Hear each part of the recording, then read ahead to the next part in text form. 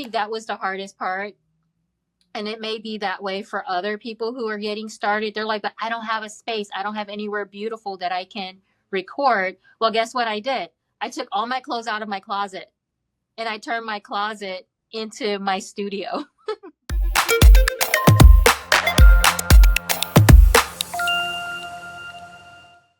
Hey guys, welcome. This is Jon Klein with Brandwidth. We're here with Scarlett Rocourt, CEO and founder of WonderCurl. How you doing, Scarlett? Hi, John. I am doing so great. Thank you for having me on Bandwidth. I can't wait to share my story and tell your audience about WonderCurl and how I've been able to grow it. Awesome. Yeah. Well, tell us a little bit about how you got started in all this. Sure. So, WonderCurl is a hair care line designed specifically for people with natural and curly hair. And it started because I could not find any products that worked for me. And I was actually living out in Florida at the time. And I was unemployed. So I had a lot of time on my hands. And the heat and the humidity was just wreaking havoc on my hair. And I decided that I was going to create the perfect hair gel. And in my head, this gel had to be humidity proof, so my curls could be frizz free, also dry weightless, where I didn't feel like I have any product on my hair because I have a lot of hair and I don't need any extra weight to it. And it just had to also leave my hair feeling good because so many gels on the market, like your hair feels hard and crunchy. And then you also get like flaking. So you don't get any of that with my jelly. And basically did a lot of research and formulations. Once I found something that I loved, I gave it to friends, had them test it out. And that's how the Get Set Hair Jelly was born. That's how Wonder Curl started. And I knew that if I had these problems, that other people had the same problem. And that was in 2011. So that was over 14 years ago. Interestingly enough, I've since have expanded the line, added a lot of moisturizers, leave-ins, shampoo, conditioner, and the whole idea behind the line is you only need 4 products on your wash day tops. So you don't need to use a bunch of different products. So it's just your shampoo, conditioner, a leave-in, and a styler. That's it. And simplifying the styling process and also keeping your hair hydrated for several days. And people to this day still complain that their hair is dry, even though there's been tons of products on the market. Once I say, here, try this, and I hand them one of my moisturizers, they're like, oh my God, my hair has never felt this good. They'll be like 3, 4 days later, my hair still feels good. When they don't believe me, they're like, what do you do the next day? And I'm like, I don't do anything to my hair the next day. I just shake it and go. So it's been really awesome, especially getting that kind of feedback from my customers. That lets me know I'm on the right track.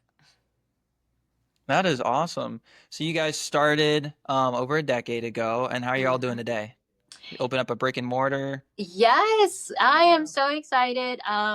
So I have been a solopreneur for the longest, and I still am for the most part, partly because I'm like a bit of a control freak, but I do have a part-time employee, and we are opening up a brick and mortar in my little town of Phillipsburg, New Jersey, and I'm calling it Wonder Curl on Main. So it's going to be a space where we're producing the products, selling retail, but also holding workshops because, again, curly hairs, a lot of us still don't understand our hair. And I want to create a safe space for people to come and learn and understand their hair and also be very hands on with it. Mm. So does that increase your LTV really well, and that's why you're making the workshops? Yeah, I think it's just, it's a missing piece when it comes to products because like there's so many different products on the market, right? Like that people get that analysis paralysis, right? Like there's so many Mm, choices. They're like, which one do I use to start with? But then when you get this product at home, is it the right one for your hair? Do you even understand your hair? You know your hair is dry, but why is your hair dry? So it's going to be bridging that gap and mm, helping you to one understand your hair and how to better care for it, but how to properly use those products. And of course, it's a great way to create more content, maybe go live during the workshops, because actually everything comes back to content creation. As we all know, social media is king. So yeah, we definitely want to get all of those views so that people will, one, trust you as the founder of a company. They want to like you and trust you, but then ultimately it is for them to make that purchase. yeah. And I'm super excited. We're going to talk to you here in a bit about TikTok, which you found a lot of success with. But these shops, are they going to be free? Is this another avenue to maybe make some money? It's going to be a bit of both, I think, depending on the type of workshop. So I'm still working through it, I do envision having them come in with their hair already washed and conditioned, and then having me and possibly a second person, like a stylist, there with them, walking them through the process of their hair. And like you can have your computer or your iPad in front of you and you're watching someone on YouTube, and you can even pause and try to do it exactly the same as they're doing it, and it never turns out the same. And that's because their hair, like everything in nature, nothing is identical. Even identical twins aren't identical, right? So my hair is going to be very different from someone else's hair, even if our hair looks almost the same. So it's understanding all of those little nuances, all of those differences, but getting to know your unique makeup of your hair. I like that. I Yeah. like that. So let's talk about how are you getting customers right now? So D2C is where you're doing most of your business. You're Mm-hmm. opening up a retail shop. Are you guys on Amazon? Nope, not on Amazon, but we're on e-commerce. So we have our website, wondercurl.com. And we also sell on TikTok Shop.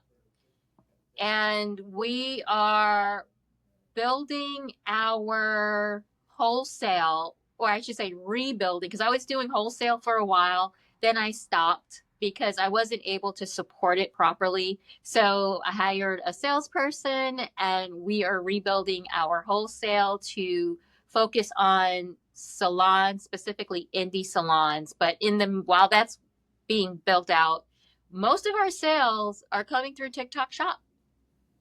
Awesome. Yeah. So you are queen of TikTok from what it sounds like and what it looks like. I actually got a video here. Would love for you to explain how somebody at home can make a awesome, high performing TikTok organic Yes. video, right? Because you So don't do paid TikTok, right? You're doing organic. I just started actually using TikTok's Max GMV, which is their ad revenue portal. So they basically it's kind of like a set it and forget it, and their algorithm pushes it out to the right people, and it says these are the videos that are going to do best. So it's really hands off. But I also hired an agency to handle all of that for me while I focused on the shop. But here's the thing: is at least in my experience, the more I engage and post on TikTok, the better my sales do. And I have seen the flow happen directly. And of course, like with we all want to go viral all the time, and the more you post, the more opportunities you have for that. So I figured out a few little hacks that make my life a bit easier, and that's using a lot of different AI tools to create videos. And that's what the the how to that we're going to play, and I'll walk you and the audience through my process.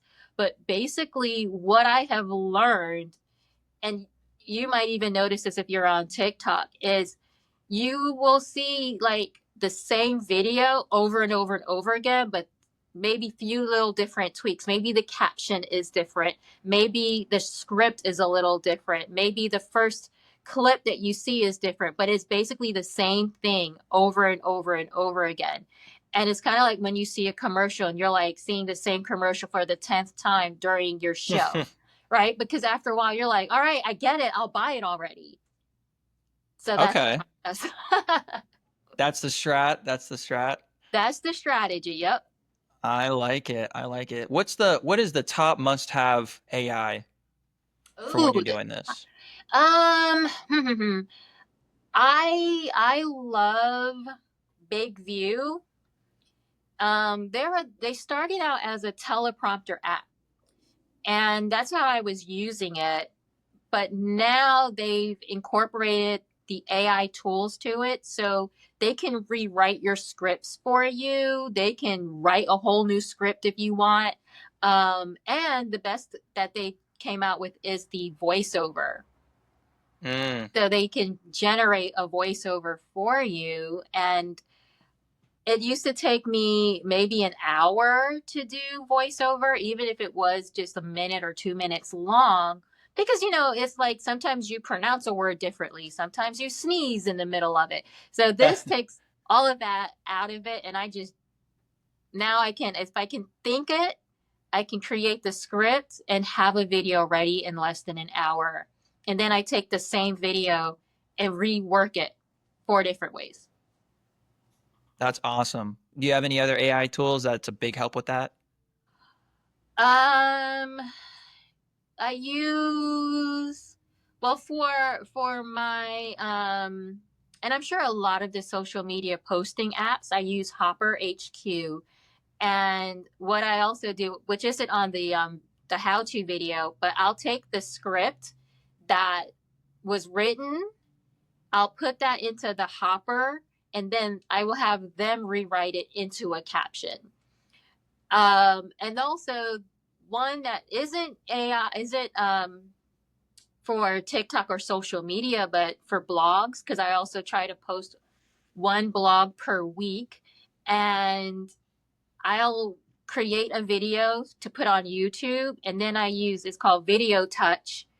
Love Video Touch because they'll take your long form video, turn it into those shorter clips, but they'll also write a SEO perfect blog post for you. Mm. And it actually sounds like something that I would write. Mm. Do you have to And train it? Is it hard to train that? no, I didn't have to do any kind of training. It just started doing it. And then I'd have my SEO team, they have a copywriter. So they would just take a quick look at it and say, okay, just add this word and change that word. But really, it's almost, they just take it. And so I feel like with AI, it's just a tool that I use to make my life easier. I don't use AI to just write something out of, from scratch for me, because I want it to sound like something that I would say. But it just Hmm. saves me several hours of having to write it myself. How do you come up with clicky titles for TikTok? Oh, so the video we're going to watch, I am taking a trending topic in my industry, which was basically people are having this conversation that like black hair care brands aren't science and that it's all oils and butters. And I was like, you know what? This is a perfect way for me to explain the process of when I make my products, and the fact that I have worked, like, even though I literally started in my kitchen, I have also worked with chemists. Once I formulated everything and gave it to a chemist, had them test it to make sure for the efficacy and also that it was safe to use, and they came up with my my safety data sheets. So for anybody going into like with a product going into hair or beauty, you have to have those safety data sheets if you want to go into any major retailers. Mm, I Yeah. love that. I love that. Well, let's watch the video and tell us how you came up with it, and let's go through it. Yeah. So what you're looking at is actually my BigView dashboard, and this is where I generate all of the scripts. Um, and you can even see how I have 4 versions, like 5 years growth, breakage is the enemy. So you see all of the different scripts that I've created in the past, and it started with just one idea. It could be something that I thought about. It could be from a conversation that I had with someone or a video that I watched that I thought was interesting that I wanted to share with others. So All right. this is also kind of like a demo of BigView, but I actually love this app. So you'll see here, this was a script that I wrote. I named it Not Science One. That way I know what that script is about. And then I'm just copying and pasting it into their AI writer. And I chose rewrite.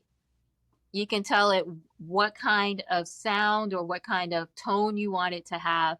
And then in seconds, they give you 3 different versions that you can use. And I use all 3.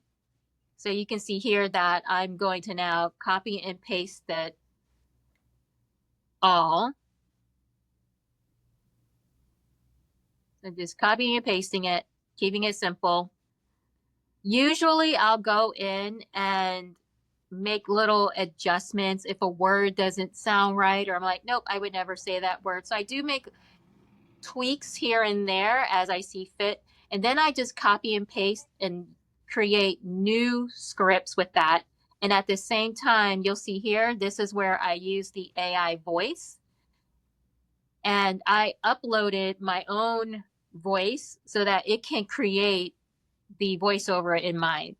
And while it's generating that, now the hardest part really is finding all of the clips that you want to use that's going to tell the story. So I'll open up my video editing app. I use Wondershare.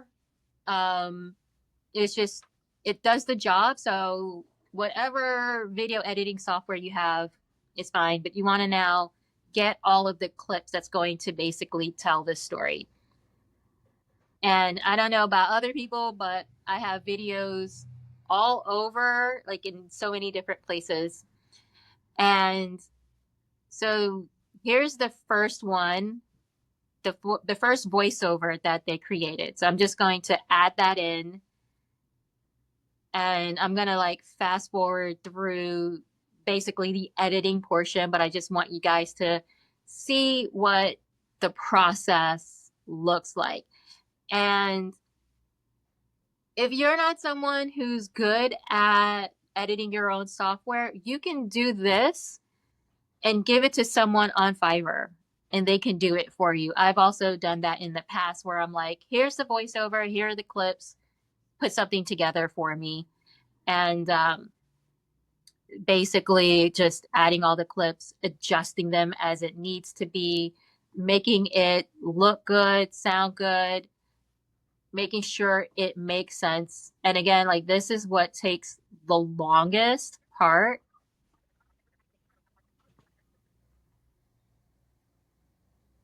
But once that's done, I use the same clips for each different voiceover. And here it is. I'm gonna let it speak for itself now. Saying that black hair care products don't use science and it's all just oils and butters. While oils and butters are a part of the formula, science plays a huge role. Or else, how else will your products be shelf stable, not grow mold, or not separate? Wonder Curl was started in the kitchen because there were no products on the market that kept curly hair hydrated for days or defined our curls without feeling hard or crunchy. Our formulations have been approved by chemists for their efficacy and stability, so you can rest assured on the quality. We blend tradition with science to create products that help curls and coils stay hydrated so you can retain length. And once I love it, I export it and upload it to social media and see how it goes. And what's interesting when you create 4 different versions of the same thing. So I'll tell you, like, what I noticed is you can post a video and you know it's a good video, and maybe it doesn't get a lot of engagement the first time. So you go back and you make little tweaks, change the caption, change a couple of clips, move a few things around, re-upload it onto social media. That one will get like 1,000, you know what I mean? And what I noticed, and I'm going to show you guys like one of my top video on my business page. That's what I did, was that I took a video, it didn't do well. I went back, made a few adjustments to it, re-uploaded it, and it's at over 800, almost 900,000 views. And that's when I was like, okay, this is how it goes. But if you also go to other business pages, you may notice they'll just have the same video over and over and over again that they constantly are posting, getting millions of views, and people are engaging with it. So I was like, if they're doing it and they're successful at it, I should do it too. And of course, you still always want to come across as authentic. You want to be, for me, I always want to be likable. Some people do rage bait. I do not. But I also feel that controversy works. So I do have a couple of controversial takes that I use in my videos, but I also stand 100% behind what I say. So one of them is when I tell people that genetics does not grow long hair. Your hair care routine does. That always gets people talking because they're like, genetics does play a role, blah, blah, blah, blah, blah. And I'm like, I didn't say it didn't play a role. But I'm saying is, if you don't maintain and take care of your hair using quality products, it doesn't matter what your genetics are doing. Your hair is still going to get dry and break off. So that's something that I stand behind. It gets people's attention. And I always get a lot of engagement with that. And then, of course, I'll do my long form, like talking head videos where I'm just sharing tips. And then I also share like my own hair growth journey for people, because people like to see that. So I'm like, this is what my hair looked like for the past 5 years since my big chop. Wow. So that's even like a cool little clip there. Same video, 0 views, one change or a couple changes, and then now you're like almost 1 million views, same Yes. video. Yep. Talk to us about some of those changes and how are you implementing them in your future videos? For one, I'll make a different caption to it. Oh, so same video, different caption, and it It'll gets have way like more. maybe I'll adjust the first clip, right? Maybe I'll just change it just a little bit, and I will change the caption because that makes a difference in what, like, the caption will be like what you have right above your head, written. That can make a difference. Sometimes I'll add caption, like just the subtitles. Sometimes I don't, just to see which works. And in case anyone was wondering about using your own voice versus AI voice, I've tried both ways. Didn't make a difference whether it was AI or not. I don't think people noticed or cared, or maybe they're so used to hearing AI at this point. So that didn't make a difference either. Mm. How long does it take you to make a video? So I saw you had in that one video you just showed us, you had a lot of different clips. Do you use those same clips for other videos, right? So how long does it take you from beginning to end to make some TikTok shorts? The first one is the one that takes the longest, right? Because it's figuring out what clips I want to use. And usually when I create my script, I'll already have in my head what I want it to look like. So I'll already think like, okay, I know I need to use these clips. And I started trying to keep everything more organized, like all the different videos. So I travel everywhere when I have my laptop. I also have an external hard drive that have all the videos on there. So it could be from videos of me, it could be content that I created with hair models, it could so many different things. And I try to organize them into folders so I'll know, okay, if I'm going to be talking about the moisturizing hair pudding, all the videos where I'm making the pudding are going to be here. All the videos of people using the pudding are going to be here. Trying to make it more easier for me to find. Um, but that part probably could take 30 minutes to an hour. But once that's done, now it's just tweaking the other three, and that takes 5-10 minutes. Mm. Yeah. So you think, does it take you, is it better for you to do like edit 10 videos at once than it is just kind of like doing one at a time? Yes. Probably. Because once you're in, and also remember, like, once Like, you're well, like prepare for 10 videos. And like you said, it gives you a prompt for three of the same video, three different voiceovers for the same video yeah. too. Yeah. And so it's easier to just do it. And I feel like when you're in that zone of editing and creating videos, you're like, I might as well just keep going and do them all. So that's how I tend to do it. Sometimes I'm not even in the mood to edit video, so I don't. And that's why it's good to just batch everything and have a whole bunch ready to go. And with scheduling software, I schedule all of my TikTok videos in the TikTok desktop app, right? So that I can tag the products. And I've asked the TikTok experts, the people who work at TikTok, I said, does it make a difference if I use the app on my phone or a desktop? And they were like, no, it doesn't make a difference. So I was like, that's good to know, because you'll hear different creators on TikTok saying like, oh, you should be using the app, that they uh, reward people for using the app. And the workers at TikTok are like, no, it doesn't matter. TikTok just wants you posting. They want you engaging. They want the eyeballs. Mm, I like that. How do you track the data to see how many sales you get for per video or? It's all in the analytics. So TikTok gives you all of those analytics. They'll tell you which are your best performing videos. They can even show you like how many sales you got through that video. So we talked a So little bit about TikTok Shop, right? You do that, but then also do you have the sales from TikTok and then people hop onto your website?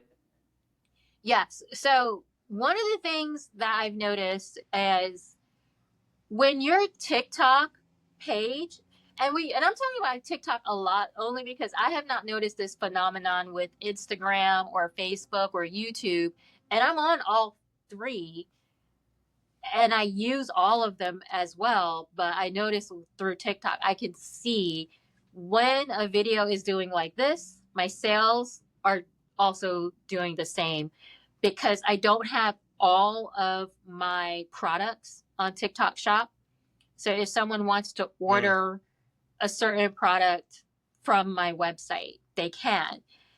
What I've also noticed is people on TikTok might order one or two things, but then they'll go to my website and order the full line. mm. So I get a higher value on my website than I do on TikTok, but I get a lot of little sales on TikTok.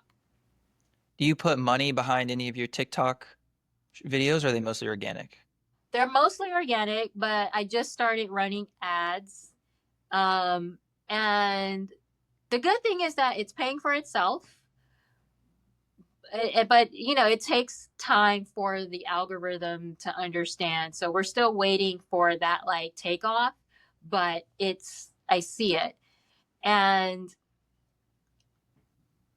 I also know that I've been so busy with working on the shop. The shop is almost done, that right after we're done wrapping up this interview, I'm going over to the shop to create more content because people want to see the shop. I want to tell people about it. I'm really excited. And that's like the space that I'll be working out of mostly and going live from there. Yeah, that's super exciting. What's your plan for the next year or two with The Wonder Girl? So the plan actually is one, to scale up and work with a manufacturer. So I've been working with a lab for the past year to recreate or reformulate all of the products. Of course, the next is we are going to be heavily working with hairstylists, specifically independent hairstylists. I've Through working with the ones that I know, I've noticed that there seems to be kind of like a white space in the hair care market for professional quality curly hair products, but also the independent stylist. And I'm talking about like that solo person who might rent a space, or work out of their home. There aren't a lot of options for them as far as hair products go. So I want to work with them directly. But they also are utilizing social media even more to promote their shops. So it could be like a win-win where they're using Wonder Curl, but they're also promoting it, and they could be affiliates as well, so that they can make commission from the sales online, because that's kind of where it's going at too. And of course, growing the shop. Right now, we're in a 200 square foot space, but I really want us to buy a building. I feel like that's like really grown up when you're like, yeah, I bought a building. There you go. Yes. That's super cool. I'm really curious, Scarlett. How long did it take you when you first started TikTok to actually start seeing sales from your TikTok? Did you post 100 videos? Was it your first 10? No. And that's a great question because um, I was actually doing terrible on TikTok. Like no sales. That I was like, I don't know what I'm doing. I give up. I quit. Like, I don't want to do it. And so for a while, I didn't even post on TikTok. I didn't even use it. I was so frustrated. Um, and then I took a day off from life. I actually went to visit an ashram. I don't know if anyone is familiar with an ashram, but it's kind of like a place where you go for like your own spiritual well-being. Spent the whole day there, kind of reassessed everything. And then I just started watching what other people were doing. Why is this video doing so well? I took that and then reincorporated it to tell my story. And that is when I woke up one morning, and that's when that video hit 100,000 views, 200,000 views. Next thing I know, I'm getting tons of sales, tons of new followers. And it was just like, oh my God. And I was like, this is how it's done. But you have to show up. You have to, some, and you get burnt out. I get burnt out all the time. That some days on the weekends, I don't even want to open my phone. And I'm a Gen Xer, so I didn't grow up with social media, but I feel like I'm pretty good at it now, but I'm not like my 14-year-old niece who practically lives on it. But it's like you have to find that balance, but also making sure that you are consistent, like they say. You want to show up, you want to be authentic, and whatever authentic is to you. I coined myself the natural hair auntie and built that trust and loyalty with my subscribers, followers, my customers, and they have also become my cheerleaders. But I had to take a step back, reassess, figure out what I wanted to say. What is my niche? And my niche is length retention, how to help your hair grow. And that's been working for me. Mm. Yeah, I want to talk about some self-help too. I think that's really big in business and entrepreneurship. But so what you did is you were kind of creating your own idea of what you thought would go well on Hmm. videos, and it didn't, right? And then you decided, okay, I'm gonna go just basically copy and paste what these successful ones are doing. You did that, and it was like overnight. You kind of just, as long as you like kind of did you copy the energy, kind of the script, used AI, say, hey, this is what they're saying. Can you write this for me in my own words? Here's my own words, and then just This did was it? before I started using AI, but I was so first was I was like I looked at what my competitors were doing. I looked at what people wanted, and I was like, well, I can't do that, right? Like I'm not going to try to compete with them to on certain key points. So, like for example, I'll say like hair growth oils was huge 4 years ago. I mean, everybody wanted a hair growth oil because everyone thought that that's what was going to make their hair grow faster. And personally, I don't believe in that. I don't believe in using hair growth oils. I don't believe that you should put anything on your scalp. Your scalp should produce its own oils. So I was like, I can't compete with them on that, but I know that people want long hair. What do I have that I can offer them that will help them achieve that goal? And that's when I said, okay, I'm going to take this one product, my moisturizing hair pudding.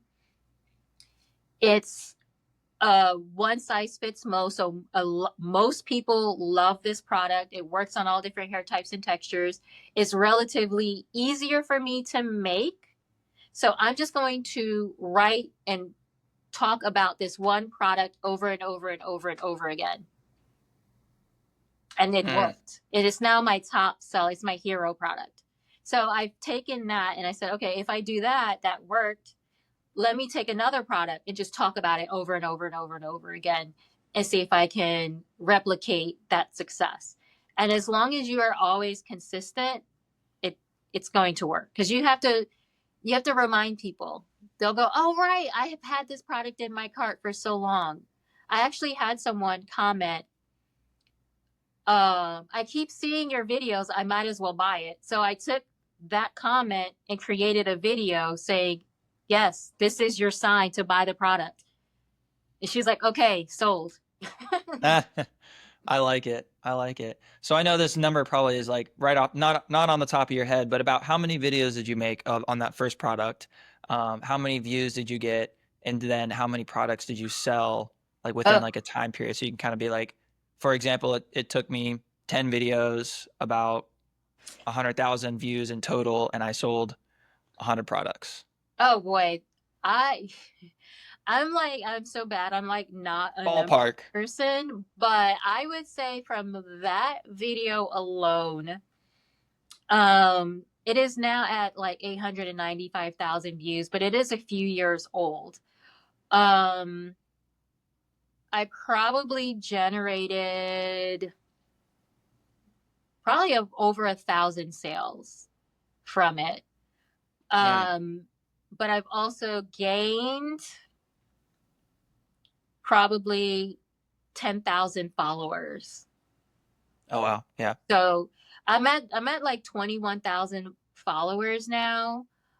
It's not a ton compared to like other um, pages, but if you notice, there are companies that have maybe 800 followers and they're killing it, right? You don't need to have a ton of followers to do this. You Just the just have loyal to, ones. yep, Yeah. you just have to just keep posting. Yeah. One of the things that I love about you, I think it's so great that you as the owner are making such great content. That's some of the hard things that we find with a lot of our clients is um, not hard, but I say like we use a lot of UGC. So people are like, okay, how do we make the media, right? Well, we take a brief to a UGC person. They low influencer, low, but they're like super happy to make a video, right, Yes. of a product. So they'll do that, um, and then that's the last time you see them. But when the owner does it, it's just beautiful. So a company we work with does nails, Mm-hmm. and she kills it, does great, and she does all her own like videos, but she also does UGC, and it's like it's so much more personable to the brand. So I encourage anybody listening, like if you have the ability, if you have a camera, just video yourself, don't care what people think, you know. Yeah. It's more embarrassing to not do it at the end of the day, in my opinion, than it is to just go and try it and get that feedback, you know. Yeah. What would you say to that? I agree 1000%. I also want to add to this is to say you can afford yourself, right? Like that was the other part is I didn't want to do my own content. But when I got some of those rates, I was like, you know what? I can afford me. I come cheap. So that's how I was like, you're going to be your own influencer. But if you don't stand behind your product, why would other people do it? And also, I'm like, Rihanna sells her own products, right? She's on her social media promoting her Fenty everything. So if she's doing it, so should you. I like that. What's the one thing that was the biggest struggle about posting? Were you like kind of maybe embarrassed about friends and family seeing you trying to be an influencer or No, um, at the time when I first started, I didn't have the best like space. Like I didn't love where I lived, and I didn't really have a nice backdrop like what you see right now. I didn't have any of that stuff. So it was hard trying to create a a little corner because I was living in a studio apartment at the time, and so it's like so I think that was the hardest part, and it may be that way for other people who are getting started. They're like, but I don't have a space. I don't have anywhere beautiful that I can record. Well, guess what I did? I took all my clothes out of my closet and I turned my closet into my studio. And I was creating content in my closet. And it was also great because it was soundproof, but no one knew I was in a closet.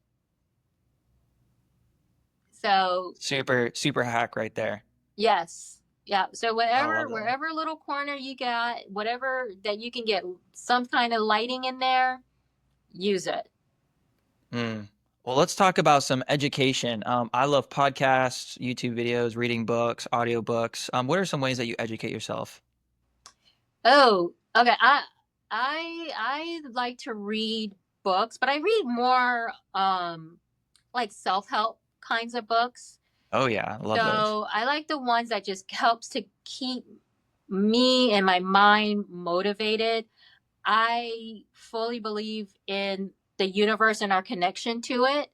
And like if and if you've noticed like when you want something and you really want it and you're focused on it and you're thinking about it, somehow it comes to you like with this shop. Interestingly enough, I've always wanted a brick and mortar. I wanted a home for Wonder Curl. And I was at a coffee shop working my local little coffee shop, and this man comes in, sits next to me, we start talking, and he goes, oh yeah, I own a building with a storefront. And I was like, tell me more. And 2 months later I am renting from this man, and he's an awesome landlord. And so I like to read those kinds of like nonfiction that just reminds me of that power that we all have within ourselves to do Mm. great things. Because sometimes we forget that. Sometimes we go through those periods of stagnation. Sometimes we're in a rut, and we need reminders that you control your destiny. Mm. What are some of those books? Give us some shout outs. Some good books. Okay. So I reread The Secret by Rhonda Byrne, and then she has a follow up to it that I'm reading now called The Greatest Secret, and it basically talks about awareness, that we are all awareness.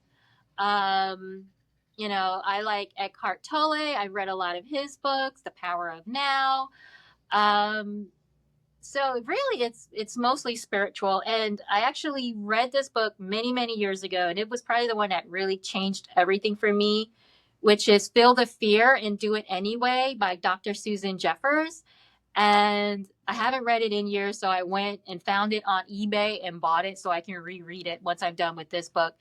And she basically just talks about getting a Pollyanna attitude, right? Instead of us worrying about things that we have no control over, maybe have a positive outlook on it. And I was like, that's radical. When I read that in my 20s, because I was someone who worried about everything. And I was like, you know what? Instead of me focusing on the negative and coming from a place of lack, which is a lot what a lot of us do, let me think about all the other positive things and focus on that. And it totally changes how you see things. And it's hard because we're wired to think of negative, and especially with what's going on in the world today, right? Like, it's so hard, but I'm focusing on how wonderful my life has turned out, that I've been able to create the life that I love. I tell people, I'm like, I feel like I live in a Hallmark movie. I've always wanted to live in a small town in a picturesque area. So I'm in Lehigh Valley, surrounded by mountains. The Delaware River is like a 5-minute walk from me. And I'm opening up a shop in a historic downtown area. Like, it can't get more like sweet and Hallmark than that. That's awesome. I know. Yes. I love the self-help stuff. One of the books I just finished reading was Psycho-Cybernetics, talking about was written by a plastic surgeon, and he's like, why would a plastic surgeon write a book about psychology? But he was saying that most of the people that come in, and this is, I think it was the 1950s or something, most of the people come in trying to fix themselves. Even the plastic surgery doesn't change the problem. It's a self-perception of what it is. It's not the actual nose per se of the man that made him lose sales during his sales job. He just had the perception that it was his nose. And so it was Mm. the confidence. And then so a lot of people were actually helped. So they fixed what they thought was the problem. So he, fixed his big ears or something like that. And then that man was able to go out with more confidence. But what was so cool about it was like the fact that like the ears themselves were not the problem. It was the perception of what the ears did. And so that's a great book, and I agree with that totally. And then like on the spiritual sense too, I'm a big believer in spirituality. Love Jesus. I'm a Christian myself, and how big of an impact that's had on me and my just my family, my business success, the right mindset. What is life really about? And I think that that is such an important thing because I do feel like all humans are very emotional. Um, Mm-hmm. Equally with the logicalness. And so I think it's very good to talk to people on an emotional level. And I think everybody, yeah, is spiritual, whether Yeah. whether they say so or not. Yes. Um, On some level, yes. And I love what you said about speaking on the emotional, because when I think about my business and I think about hair care, it really all comes down to how we feel about our hair and that confidence, right? And I say, like, yeah. when you have a good hair day, it's almost like winning the lottery. When people Hmm. compliment you on your hair, and like, I've had people tell me I've gotten compliment like, no, I got my first compliment on my hair, and these are people who hated their hair most of their lives. So those little changes really does make a difference in your outlook. Oh yeah, and self-confidence, that's so huge. Mm-hmm. Yeah. Tell us some good quotes. What's a good quote that's really empowered you? Oh gosh, that's just like good quotes that have empowered me. Um, well, probably the biggest one is she took the leap and built her wings on the way down. That was a quote that played in my head over and over again when I decided to go full time with my business and I wasn't going to look for another job. And it was like she took the leap and built the wings on the way down. And it's not to say that I didn't get some bumps and scrapes along the way, because I did. There were, and I feel like being an entrepreneur, you can't be risk adverse, right? Like you gotta be, they might be times when you can't make your rent or something and you're gonna have to borrow money. Like there are gonna be those moments. But if you truly believe and trust in yourself, and there's that nagging feeling that won't make you stop. And that's kind of how I feel about Wonder Curl, to the point now it's like I don't know what else I would do with my life if I didn't do this. So that's probably like the one that plays in my head the most. Um and just I don't have like, I'm not one of those people that have like self affirmations everywhere, but I do like to play what I call like my gratitude game. And when I'm feeling low for whatever reasons, I just start thinking of all the little things that I'm grateful for. Um, and in the past, when I didn't think I had anything to be grateful for, I'd be like, well, I have great hair. That's something to be grateful for, right? Like, think about like all the silly things that you could be grateful for. And it's like, okay, well, I have my health. I have two legs that I can walk on that work properly, right? Like, if you can't think of anything else, like, think of those things, and that starts to Yeah, change everything that you think of. I love that. Well, Scarlett, give us some plugs. How can we buy your product and how can we hear more from you? Yes. So, one, if you find yourself in the New Jersey, Pennsylvania area, because I live right on the border, please stop by and visit Wonder Curl on Main. It's at 394 South Main Street in Phillipsburg, New Jersey. If you're not able to make it, you can visit us at wondercurl.com. And I'm at Wonder Curl throughout all socials. So that's Pinterest, YouTube, TikTok, Instagram, and Facebook. I do have Blue Sky and X, but I don't really use those. Well, that's awesome. Well, Scarlett, thanks for so much for coming on. This is Jon Klein with Brandwidth. If you guys got any value from this, please consider subscribing, comment any questions, and stay attached for some future videos and great content. Thank you, Scarlett. Thank you so much. And I am so grateful to have this opportunity.